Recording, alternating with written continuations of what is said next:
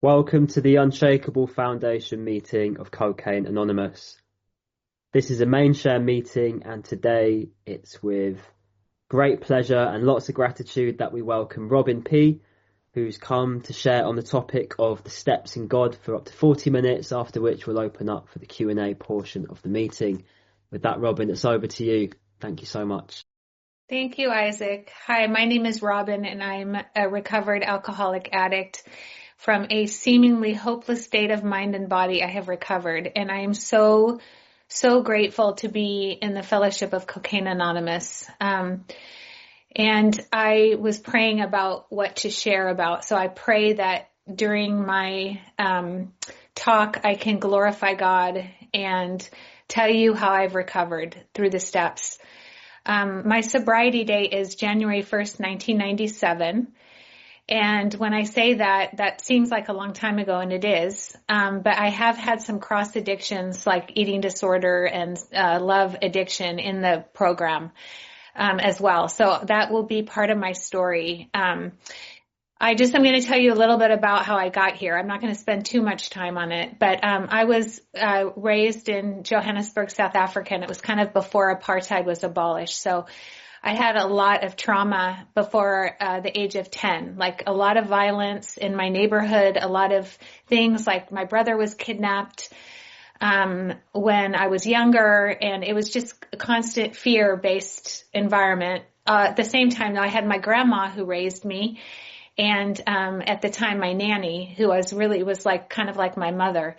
And my topic for today is a spiritual experience, because the first spiritual experience I ever had, I was 2 years old and I drowned and I was pronounced dead and I was resuscitated. And my spiritual experience, which I don't talk about often until, recently, is that I met God. Like I had a full-blown burning bush, like left my body, came to know God, and it was the most love and peace I've ever felt. And I came back to this earthly body. And I think that it tormented me because I felt that separation. From an early age, because of that experience, I felt very separated from God. And I always felt like something was missing with people. Like I could never connect in the way that I needed to. I was very, very sensitive and like intuitive, and just felt that irritable restlessness and discontent that the big book talks about, which is part of our disease, the spiritual malady. So we illegally immigrated here, and there was deportation stuff and like all this drama with my family. We had financial issues. So at a very early age of 12 years old, a neighbor who was a lot older than me introduced me to cocaine. I had drank a little bit before that and smoked weed, but it wasn't until I took cocaine was when I just felt like that spiritual experience was replaced immediately. Like as soon as I did it, I was never this half measures addict. And that's why I needed a full program in this program, because I was off to the races immediately. The age of 12, as soon as I did coke, I was like, this is it. Like I finally feel normal. And that was the thing. I never felt normal. I felt like being here from another country and having that near-death experience and losing my grandma, because my parents took us basically overnight, and I had that terrible loss. I would cry every single night. I missed my grandma. I missed my caretaker. It still makes me cry when I talk about it. And I felt very much alone. My dad was violent, and I just had a lot of trauma. And when I did coke, and I felt a sense of ease and comfort. And I also had such bad ADHD. Like I felt like I could finally focus and be present. And then, as all of you know that have been cocaine addicts, it just got really, really dark really fast. And I got into crystal meth for a long time and was involved with the Los Angeles It was a lot of dark stuff happened to a young girl in LA. I was in with some really bad people. I failed high school because of my use. And at the same time, my dad has become very violent, trying to control me. So it was just high school dropout, lots of cocaine, lots of drugs, lots of alcohol. And the more I did, the worse I felt. And it was just that bedevilments. Like I just felt like a loser. I didn't feel smart. I felt used. I've always felt lonely. Like it was all about me. And so given said that, God intervened. This was another spiritual experience. I was really withdrawing, and I went into a restaurant. This is 1997. And this guy said, I see you come in here and I want to take you to this Alcoholics Anonymous or Cocaine Anonymous meeting. Like it was like a combo. So back then they didn't have like cell phones or anything like that. So I was like, yeah. And in my delusion, I thought, well, maybe I can help these people. So that was God doing for me what I couldn't do for myself, because I was seeing things in the bushes. Like I was always wanting a spiritual experience. Like I thought I was communicating with aliens. Like it got really, really dark. And I was living on the streets at the time, and this guy took me to my first meeting, and all these people were smoking like chimneys back then. Like, and they were all in their 80s. Like I was 26 years old. This is 1997. And God did for me what I couldn't do for myself. Like I was so broken and so unwanted. And these people just took me in. And at the same time, I thought I would be helping them. And God, I can't even believe like what put me there. Like it was God, because who wants to sit around with a bunch of old people smoking when you're 26 and you just lived this whole entertainment party life?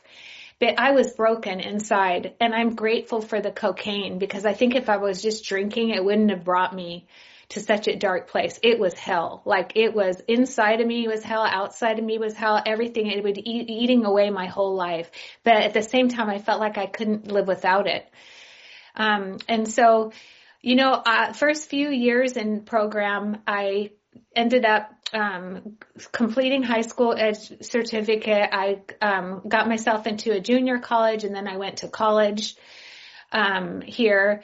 I met my husband, thank God. I think at the time God brought that person to me, because he was very stable. I don't think he knew what he was getting into. And for me, and I'll get into the steps in a minute, my experience was the post-traumatic stress from what had happened through the beatings and all this trauma I had when I was in LA, and the war trauma that I had. It was bad. I mean, I could not, Tyla knew me back then. I couldn't even go to like a coffee shop without freaking out. Like all I could do was I didn't have the luxury of going to treatment. If you do have the luxury of going to treatment, like take that. And I was just going to a ton of meetings, not drinking in between, but I was unable to function. So I went into a trauma treatment center within the first year through someone's insurance. I can't remember how. And during that time, my best friend died. My boyfriend committed suicide.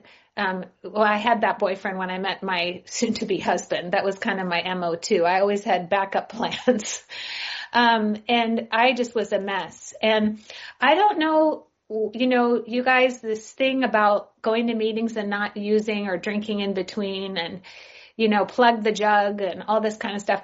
That was not what worked for me. I was insane. I mean, thank God I stayed sober. So maybe it kept me sober, but the post-traumatic stress, the depression, the anxiety, and the shame that I felt, and then when I got married, I started an really bad eating disorder. It was anorexia. I was in the hospital for that. And then I was just cheating on doing all kinds of stuff. I was using faulty dependencies to make me okay. So I was sober, but I was using the food thing, the men thing, the love thing, the codependency. I just wasn't using and drinking, but I was insane. And I needed, a spiritual experience to me, and it says in the big book, and I'm going to read this. This is what I needed. It says this, and this is, by the way, this happens when you're like completed the steps. The great fact is just this and nothing less, that we have had from the steps a deep and effective spiritual experience which have revolutionized our whole attitude towards life, towards fellows, and towards God's universe. This is page 25 of the big book. The central fact of our lives today is the absolute certainty that our Creator has entered our hearts. My Creator had not entered my heart. yet, and lives in a way which is indeed miraculous. He has commenced to accomplish those things for us what we could never do by ourselves. And then it says, if you are seriously alcoholic or an addict, as we were, we believe that there is no middle of the road solution. So a middle of the road solution for me back then was going to meetings and not using in between and calling a sponsor every day and never opening this book. That's middle of the road. I didn't know anything about the program because I hadn't gone through the steps, and I was dying an alcoholic death sober. We were in a position where life was becoming impossible, and if we had passed into the region from which there is no return through human aid, we had two alternatives. One was to go to the bitter end, which would be suicide for me, blotting out the consciousness of our intolerable situation as best we could, and the other, and I have the goosebumps, is to accept spiritual help. And I could not let God into my heart, you guys, because of all the bitterness and resentment and fear that I had. I was stuck in it, and I didn't know there was no way out. So after I had my daughter, who's now 22, thank God hasn't seen me drinking ever, I decided I met Tyla, and Mark Houston was around back then. Mark Houston came here, and he started the BBA meetings. And I finally opened the book, and you know what? It wasn't for me. It was for my daughter. And people say, oh, you can't get sober except for yourself. That's not my story. When I saw this girl, Jaden is her name, which means God has heard, I was so obsessed and in love with this child. And I so desperately didn't want to die and carry on the trauma of her having a screwed up mom. And my eating disorder was so bad at the time. And so I started going through this Big Book Awakening workshop with Mark and Tyla. And what it was I was, it was reading line by line, verse by verse, to have a spiritual experience through the Big Book. I didn't think it was possible. This isn't a mind thing. This isn't a therapy thing, right? Like, I'm a therapist too, by the way. I went and got a master's degree, became a therapist, right? Self-help, this isn't what this is. My spiritual malady was so big and my diseases were so big that no human power could relieve this. I could not stop. Even though I wasn't drinking and using, I couldn't stop my cross addictions, no matter how hard I tried. And I needed a way to unplug the jug. Like, I was just clogged up with bitterness. My heart was bitter. And I needed a heart transplant. And I just didn't think that the 12 steps were going to do this for me. And I can tell you that line by line, verse by verse, something started to transform. And for me, this is me. God for me is Jesus. And I was born Jewish. I was raised Jewish, but he came to me in a vision. And I gave my life over because, I was desperate, totally desperate. And so as I went through those resentment inventories, the one person I felt like I could not forgive, no matter what, because it was done to me, was my father, who beat me severely when I was 12 and broke my back, and I ended up in a trauma center.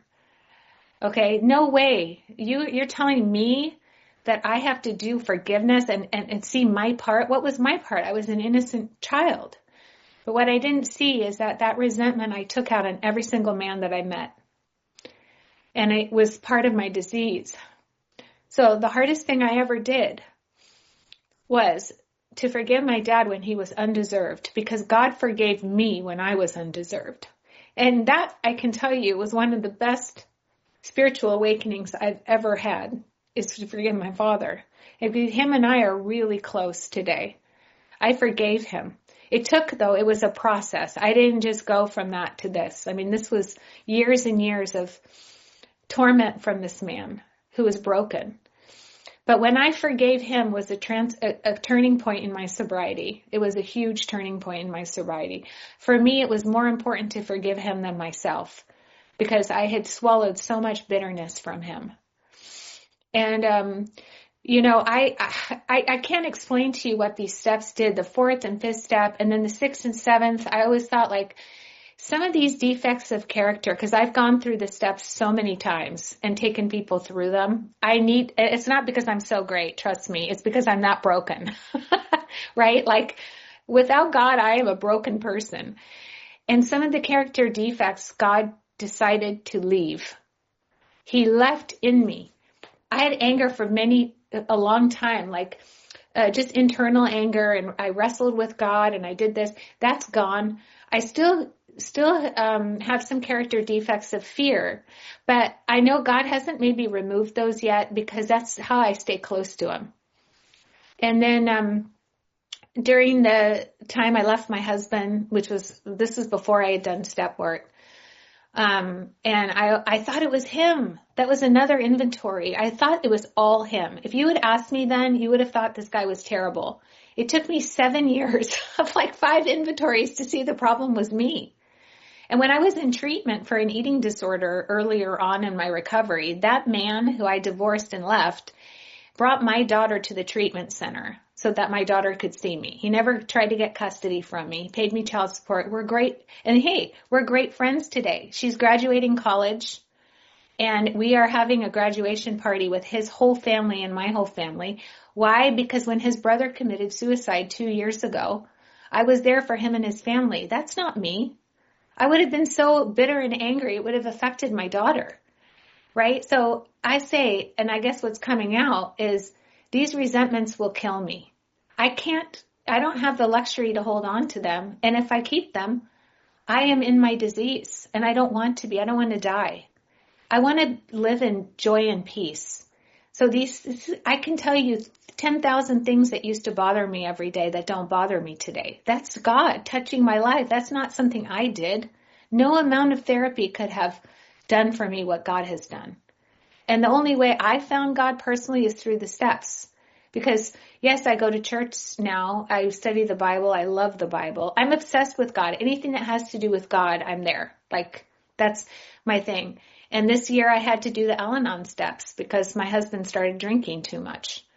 Right? So it's like all these things that I've made God, whether it was cocaine or men or people or someone's drinking, whatever it was, food, my daughter. I mean, I'm an addict, so I will get addicted to, the good addiction I have right now are my dogs. And I'm not going to Dogs Anonymous. Like I've been to every other 12-step program. I'm going to keep my dogs. Right? So anyhow, all I'm saying is this has taken a lot of time. And I wish that I would have, done the steps more thoroughly and taken people through them earlier. I wish that I could have, had these things sooner, but maybe I wasn't meant to. I do know one thing though, that God is truth and love and peace.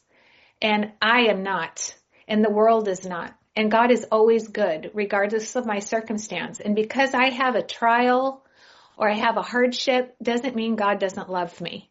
It means I'm a human being on this planet for some time, and I'm going to grow and learn through that trial. And I'm not going to short circuit it and let this addiction take me out. Right? And so it's not about our self-will, but at the same time, we have to get off the mat and walk and do what we need to do to fight this battle. And that is the steps. The meetings are important. I'm not saying they're not. The fellowship. And I love you guys. I cannot believe it. Like, I tried to just do the church thing, and I was like, did not relate. I love people at church, but I'm just saying, here I can talk about God. And also, this was my culture. This is how I grew up. So if somebody asks me at church how I'm doing and I tell them, they look at me like I'm weird, right? Like I'm so grateful I grew up in the culture of AA where and CA, people keep it real here. They keep it real. That's the one thing I tell you I've done in sobriety that has kept me sober is whenever I shared or someone asked me how I was doing, I always said what I was actually feeling and thinking. I was never like, oh, my sobriety is going great if it wasn't. Even if people thought I was crazy, and I'm sure lots of them did, and maybe still do, right? So no matter how far down the path we have gone, we will see how our experience will benefit others. And now I get to take it to my therapy clients. I get to go to the prison where I work as a therapist at the prison here in Vista, at the detention center. I get to see these guys in their darkest hour. For me, it's easier. Sorry, ladies, with the men. It's just easier. I could have worked in the women's prison. I'm like, no, I want to work with the guys.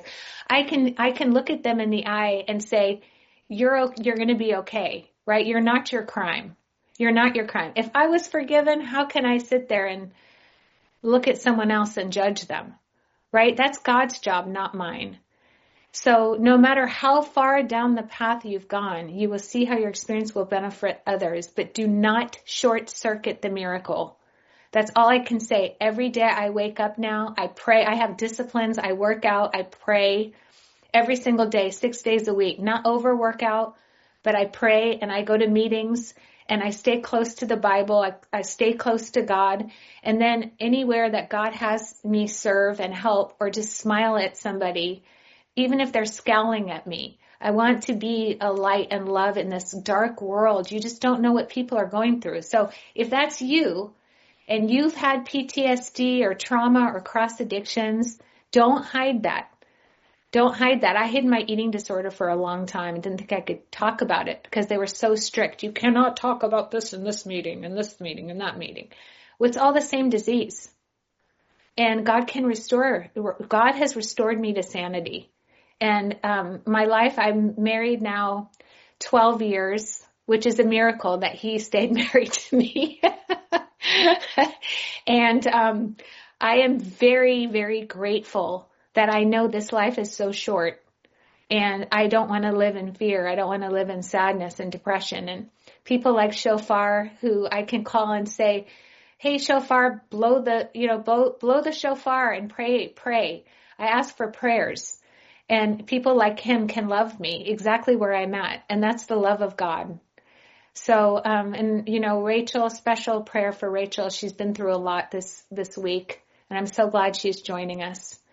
My heart just goes out for her. We lost a girl I sponsored for a while. She died of alcoholism. I won't share Rachel too much, but I will tell you this. I've seen people not make it through this program because they were unwilling to do the step work. They go to meetings, they don't drink in between, but they're unwilling to find God through the steps, and they don't make it. They just don't. This is like the 7th person now in three years I know that have passed from this disease. And there's so much more. There's so much more. God has restored everything in my life. He really, really has. He gave me a heart transplant. Even if nothing changed around me, the fact that I can breathe, I can enjoy life and not be tormented by this disease that are telling me I'm not good enough, I'm not worth anything, I'd be better off dead. You might as well just do this. Screw it. Screw them. This was in my head 24/7. I was totally tormented. And to have that not be there, but I'm still aware that it can come back. That's the thing. So every single day I've recovered from my body and my mind, but spiritually I'm still in the same battle every single day. So I've got to armor myself with tools of weapons of warfare because it is a war. If I think it's not a war, it is a war. This disease wants me dead. And God wants me alive, and he wants me joyful, and he wants me peaceful, and he wants me humble, and he wants me to serve his kids. So that's where I'm on the side of. I want to be on the side of God and truth and love. And listen, one more thing. This might cause controversy, but that's good because I'm good at it. I always laugh when I work with people that tell me they're atheists. You know why? And I know there's a whole chapter to the agnostic. If somebody's an atheist, there's something in their life they're worshiping, right? Like, I don't know if it's gambling or a Coke or drink. If you have something in your head telling you every single day what to do, that's who you're worshiping, right? So every day, cocaine would tell me what to do, where I should go, who I should sleep with to get it, how I could get more, what if I lose it, where can I go? That was in my head. Then it became food. Then it became men. Then it became this. So I was never an atheist even when I never thought I was, but I definitely didn't believe in God. I thought I did, but I didn't. I believed in that thing that was controlling me. And that is called a prison. that I don't want to be in. I have freedom in this narrow path. And I'm on a highway where there's not a lot of traffic jam. Not a lot of people have to do this. But I'm so grateful for this disease. And I'm so grateful that there is a solution. And I'm so grateful for the people in these rooms that get me. And I'm so grateful for God. And I hope I did a job of glorifying Him, because this was none of this was me. I just had to have the willingness, the open-mindedness to go through this. And it's not easy. That's the other thing. Going through the steps is one of the hardest things I've ever had to do, because it made me see my pride and my greed and my lust and all these things about me. And I thought, why do I need to know anything more about how I am? It's because I got to look in the mirror and see where I fall short so that God can restore me. Otherwise, I'm prideful and I think I can do it my way. And the way I got there, one word: desperation. I didn't come in here on a good day. I was broken and I was desperate. So I want to be the hand that when someone else comes in, they've relapsed, they're wounded, they feel broken, they don't feel seen, they don't feel loved. I want to be the hand that picks that person up and says, look, there's God who loves you despite what you've done, despite your mistakes, despite your shortcomings. And that word is for you, Rachel, because you are loved and you are beautiful and you are valuable and you are going to get through this. And we're going to be here for you, holding you up. So I think I've said enough. I don't know if my time's up or almost up, but maybe we can open the meeting. Thanks, Isaac. First off, we've got Rachel. Would you like to come in? Oh God, Robin, that was beautiful. I'm just inspired by your connection to your higher power and to God and Jesus. And I've appreciated your prayers so much. So like Robin said, I'm 14 days sober again, relapsed pretty hard. I found my roommate, best friend, dead in the bathtub 2 weeks ago. So,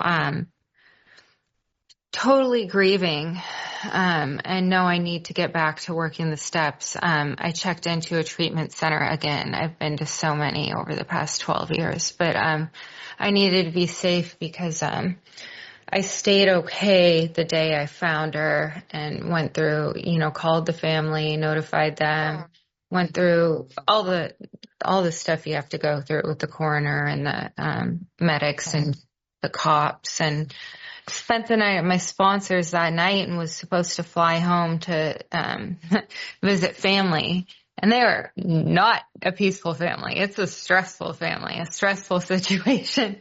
And I was going to see my ex-husband and his wife. My sister's married to my ex-husband's brother.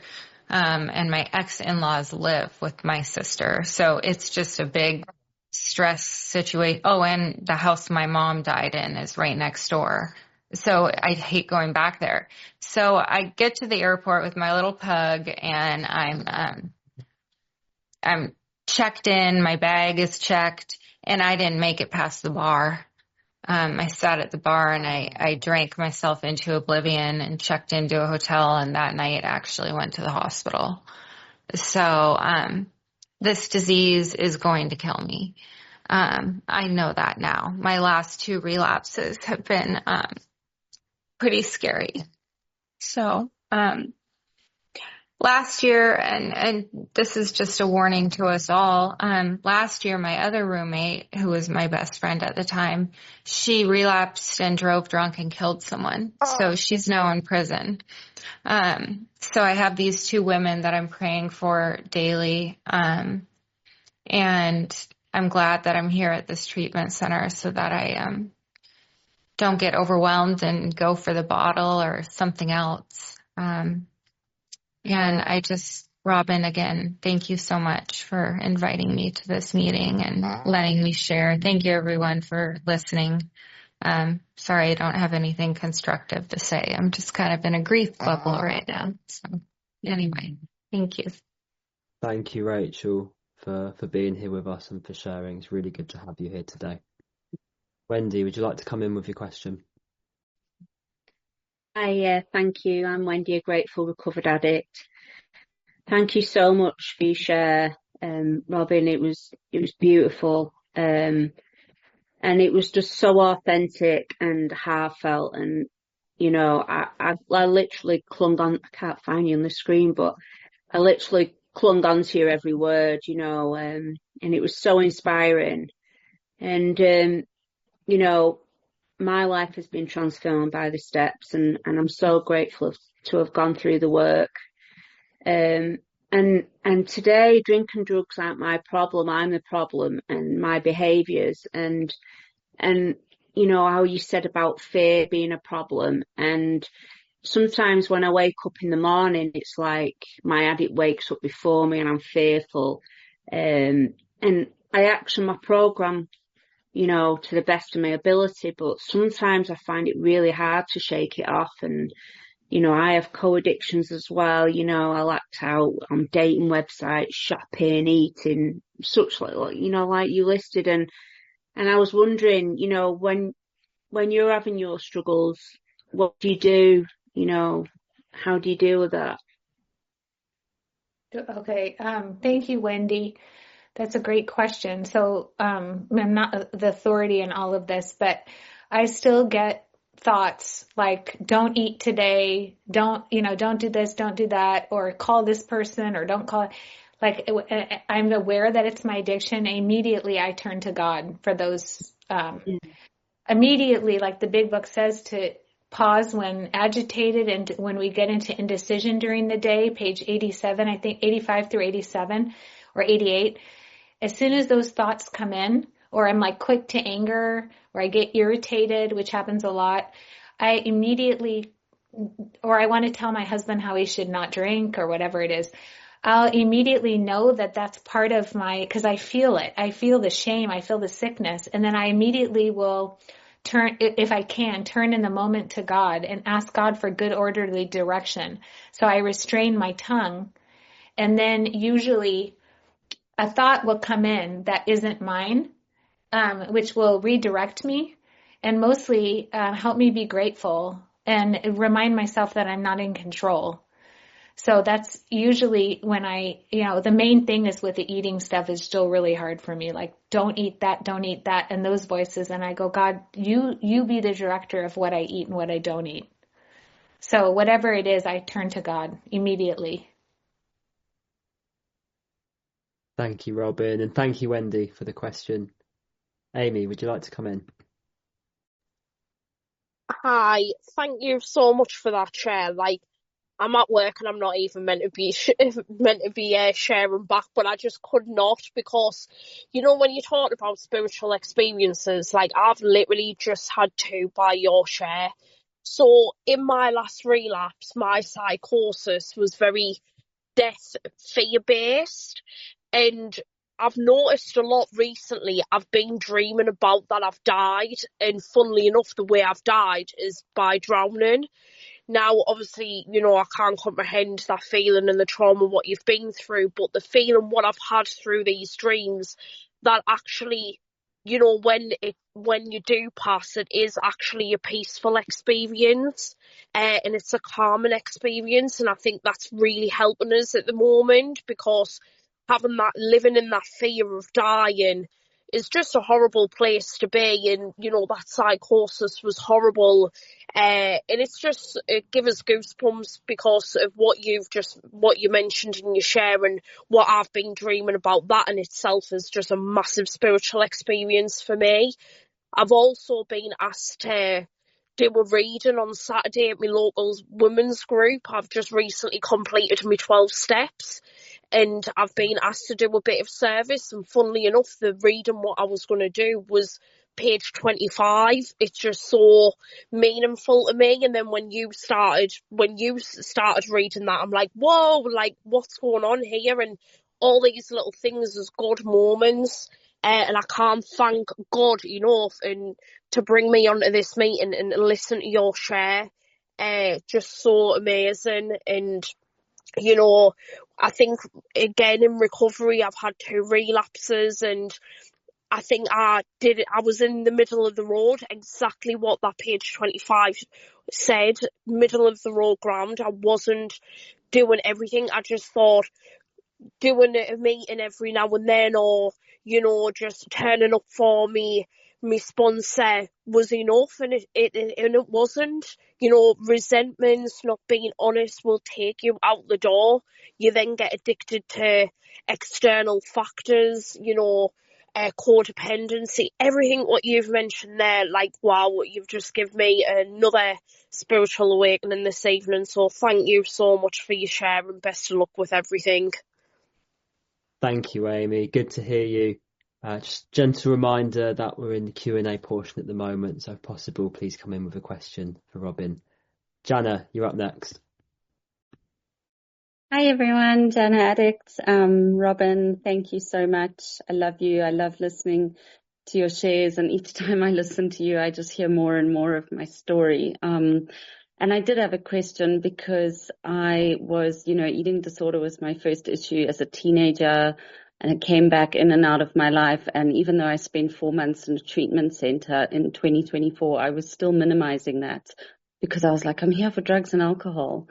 And I've been sober for 19 months, and my sponsor pointed out a few weeks ago that, my disease is manifesting again in this eating disorder, and I just felt like such a failure, and that I'm not working my program, and like that my recovery is shit and all of that. So I know that's not the truth, because God is still in my life, and I still, what I've been doing in my prayers is asking God to restore me to sanity in that area. But I just wanted to ask you a question, if there was like, through your experience when it manifests again, or what you do in those moments, to help with the eating disorder side. Thanks, Robin.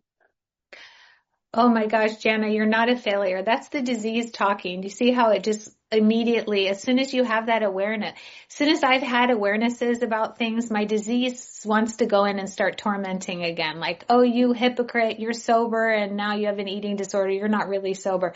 That's really not what my God does. He convicts me of things, and so that I learn and grow. He doesn't condemn me. Condemnation is not coming from God. It's coming from the disease. And so the eating, any processed addictions have been a lot harder, because you have to eat to live, and, sex and love, all of that.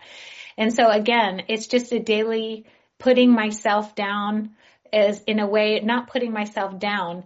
I mean, like, not being Robin run show. And when those thoughts come, like I want to restrict, or I want to overexercise, or I want to get a fix from something outside, is immediately turning to God. It's all about, in that moment, asking for help, and not the disease will tell me, oh, you're a hypocrite because you have this other thing. And then I hide from God, and then I have shame, and then I keep doing it. It's just, the whole point of it is bringing it all.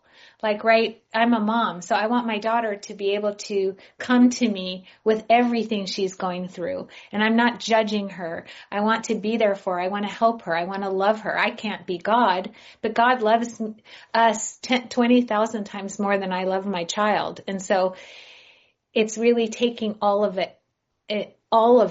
our pain, and turning to Him when we're the weakest. And that would be with these cross addictions. But confessing it to somebody, right? That was like the main thing, is like, this is still happening in my life, even though I'm sober. And this is going to keep me from living God's purpose in my life, because I'm still using something else, but I'm still sober. Then that's great. At least I'm not doing all 5 at once like I once was. So hopefully that answers that. Great question. Thank you, Jana. Pirate Shofar, you're up next.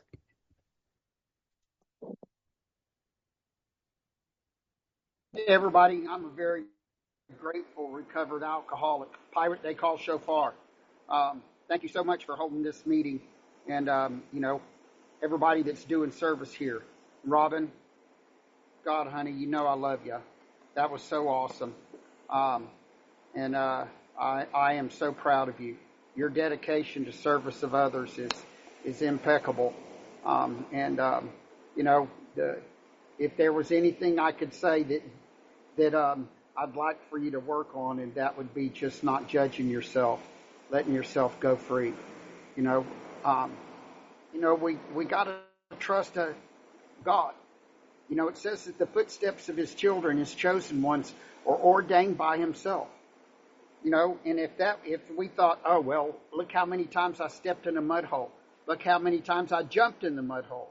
Look how many times, I did this or I did that. And he said, he makes all things work for the good of them that love him. And that one day has been appointed for judgment. And on that day, he will judge all mankind. I can't judge myself. I can't judge you. You know, I might not like what you do, but I can't judge you. Love and tolerance, is a very balanced being thing. It's like walking a tightrope. We can't love and tolerate everything in the world, because otherwise, there'd be mass murder, and all of the other things, with child abuse and human trafficking.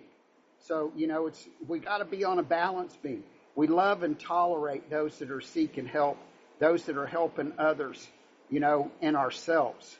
The whole thing comes down to, I can't uplift and edify and encourage you if I haven't uplifted and edified and encouraged myself. If I can't forgive myself, I can't forgive you, because I'm always going to see me in you. And so, what a beautiful meeting. What a wonderful share. And all of those that are needing stuff, all of you that are going through the what do you call it? Oh, Lord, the pit, eat the cherries and spit out the pit. I'll be praying for you. Whether you call me or not or text me, I'll blow the shofar and I'll pray for you. And I'm telling you, God is no respecter of persons. What he did for Moses, he'll do for you. What he did for Samson, he'll do for you. What he did for Jesus, he'll do for you. God is so beautiful. He loves us no matter what, but he's not going to put up with our. He always lets us come back, And the thing about it is repentance is not some horrible thing, with scabs on your knees and bloody hands and 1,000 Hail Marys and Our Fathers and all this. No, repentance is looking away from the world and away from your own thoughts and looking to God and seeking him. That's the key to the whole thing. For getting rid of your shortcomings and your difficulties is to seek God first. And so I'll say this and then I'll quit. I'm rambling on like a pirate in a hurricane. But I'll tell you, the first thing in the morning is, Father God, I thank you for delivering me from selfishness, from self-centeredness, from self-pity and deceptive motives. And thank you, God, for another day to be able to seek you and to stand in your presence, in your manifest presence, and do that for others. That I be the utmost to God by presenting myself to him. I will his will, and then being the best I can for those around me. And if he used Balaam's jackass, he can use a pirate. And if he can use a pirate, I'm telling you what, he can use you too. So anyway, if nobody's told you they love you today, I absolutely love you. My number is up there by my name. And if you want me to blow the shofar and pray for you, you're in for an experience, because God steps in. It's not the pirate. It's the power of God, and the prayers work. That's a supernatural weapon that we've all been given, is pray for yourselves and one another. Thank you for letting me share. I love you, Robin. What a great job, girl. Thank you for hosting this meeting, you guys here. Thank you so far. Really good to hear you. Just for the sake of time, I'm going to cut down question time to 2 minutes apiece so we can fit everyone in before we close. Next up, we have Danny. Would you come in with your question, please? Thanks, Isaac. Hi, guys. I'm Danny. I'm an addict. Robin, thank you so much for coming and speaking. What a wonderful share. Really, really enjoyed it. I've got a couple of guys I'm working with going through the 9th step amends at the moment. So I thought I'd ask you, what was your most powerful amends, and what was the hardest amends that you made? And also, third question, really quickly, how does amends get you closer to God? Thanks so much. Danny, that's such a good question. My goodness. I think my most powerful amends was, I'm just trying to think about that.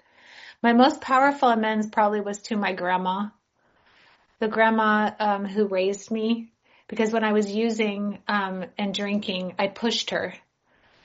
And I think when she said that she had already forgiven me the minute I did it, and the way she loved me from the time I was a little girl, I just lost her last year. She was 100. I think the way that she forgave me already showed me that God had already forgiven me. And it also was powerful because I realized that I can also forgive, even if before the person asks. So, and then, so I can forgive before someone asks. That's like huge. So I took that as I'm not going to live offended anymore. I'm going to forgive right away. So that's such a great question, Danny. The other thing is like the amends can take a really long time, right? Because there's like people that you're willing to, people you can't get a hold of. So I always put sponsees on the 10th, 11th, and 12th step, even if they haven't completed all their amends, because they're in the process of. And there's something that about the amends where we go from selfishness to restoration of our soul through making the amends.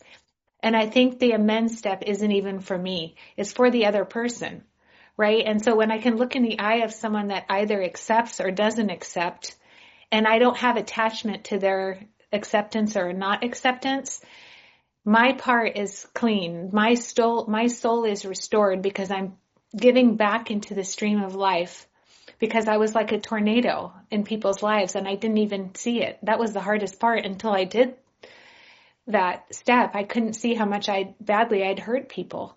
And so to look at someone in the eye and ask for, and to say, this is in the way I know that I've harmed you. Can you tell me how I've harmed you? And giving them the opportunity to say everything, right? And some people said more and some people said less. And sometimes I left crying and sometimes I left happy, but my emotions weren't a part of what the restoration of the soul does with these amends. And then I didn't like it so much. Some of them I thought, I'm going to try not to say certain things because I don't want to make that damn amends again. Right? So, this restraint of pen and tongue is like my thing because I always say exactly what I think. So I've learned how to ask God before I speak. So hopefully did I answer all those? That's just my experience. Yeah. Thank you, Danny. Really good question. Danny, great question. I'm aware we've got 3 hands left, around 5 minutes left before we start to wind down. I'd really like to get everyone in, so I'm going to cut us down to a minute a question now before we move on. And Callum, you're up next. Hello, Callum Addict from the UK. I keep this short and sweet. I'm coming back from a relapse for some year. I'm only on step 1, and the past couple of weeks I've been in the program a month. I've relapsed every 2 weeks, so I'm well aware of how powerless I am. And I don't know if it's just early days or if I'm not doing something right. But them days where you just cannot shake off that feeling of need for the drug, I start shaking and I can't control myself, and I become unmanageable. What do you do in them days? What questions do you ask God? What do you do to minimize the chances of relapse on those days? If I could get past that day, I could maybe make it another 2 weeks and another 2 weeks after that. First of all, Callum, I'm so grateful that you're here and that you were brave enough to talk and to say, this is what I'm doing in my disease. Like, that's not easy. All I can share is my experience. And my experience, because I couldn't go to a treatment center, I didn't have that kind of resources until I was well into sobriety to do trauma stuff, was every day I would pray in the morning, please, Lord, help me today. Help me not use, help me not drink. and then getting a sponsor. And then in the beginning, I had so many cravings and I was so strung out. I would personally did go to 3 meetings a day before I got to the steps. And so get a sponsor. It's kind of like the same thing. Get a sponsor, pray every single day, and get to meetings. Find someone that will take you through the 12 steps and ask God to remove the obsession. And then obviously, if you can, they have all kinds of detoxes now in rehabs, because sometimes the withdrawals would be so bad. I probably needed to be in a rehab because I was detoxing and shaking so much. So, but what you just did was part of beating the disease, is that you raised your hand and told the truth. Thank you, Robin. And Callum, thank you for coming in. There are multiple numbers in the chat of people who are available to talk to you about sponsorship and the 12 Yes, steps. and call people. And please put your number in the chat as well so we can reach out to you. Dom, you're up next. Thank you. Hi, Robin. Right, I just wanted to quickly ask you a question, because currently my illness just keeps deteriorating, and that's because I've not been putting the work in, which I am aware of that, and I'm putting the work in a lot more now, which is good. Now, I wanted to ask you a question because I'm in a mental institution at the moment, because this is where I've been put for until I get discharged next week, which I'll keep looking back thinking, how did I get here? But I know how I got here. Now, acceptance. How have you dealt with being not accepted by people, and then trying to deal with accepting others for what their views are and for what they are how they view things in regards to yourself? I just want to kind of get an understanding from your knowledge, because you've been in the program for a long period of time, of how you've dealt with accepting others for who they are and for them to accept you for who you are. I don't know, that's my bit. So yeah, could you explain? Thank you. Dom, when you first started talking, I got a vision of you being in a boxing ring and you keep being knocked down and you keep getting up. And I just see you as a fighter. And you know what, Dom, you're going to get up. What people think of me is so little compared to what God thinks of me. So when I can focus, because that's your disease, going round and round and round and round about like trying to get people's approval and what they think of you and trying to be understood. I was the girl that was in a Metallica shirt going to kindergarten with my daughter, with all these moms that were suburban. I don't give a crap anymore about what people think, right? So you be you, but your main thing right now is to fight this disease, and you can't do it on your own, right? I was diagnosed with all kinds of mental disorders, and I was in all these kinds of medications, and there's nothing wrong with medications, right? But I'm just saying God will restore you to sanity if you just focus on two things. Stay sober, find God. Stay sober, find God. All this outside nonsense is nonsense. It's trying to distract you from those two things. Find God, stay sober. Stay sober, find God. That's all for now. Get the noise out of your head and keep getting up. You're going to win. Thanks, Dom, for your question, and really good to see you. Last but not least, we've got Kimmy. Please come in with your question. Hi. Hello. Hi. Thank you, Robin. Thank you for that chair. It was great. I related to so much. I'll try and be quick. When I just while I've got you, because you said so much that makes so much sense to me, what's blown my mind is what happened, the incident with you and your father, and for that resentment to be resolved and for you to be where you are now. I'm a few years sober from alcohol, but cross addictions too. My past has got me in a headlock. I've got like 26 years now of abuse, and I'm just riddled with anxiety, depression, insomnia, anger. No matter what I do, I'm not always bad. When my recovery's good, it's good, but when it's bad, I am out. I'm gone. And I'm trapped in the past, and it's really holding me back to move forward. I want to know, just quickly recap on what you said, because I need all the help I can get because I've had enough. So, thank you so much for sharing. Is your name Kimmy, right? How much sobriety do you have? Just over 3 years from alcohol. Wow, that's amazing. You stayed sober through PTSD. So God is working in your life. I had to do a lot of outside help Okay. when I could. Like I went through the Meadows. After a few years, I went through a trauma center. And so I got outside help, like a lot of outside help. And I did go on medication for a while, and I got, but I would say this is just my experience. So I hope no one gets offended by this. The torment didn't go away until I started following Jesus. That's just my experience.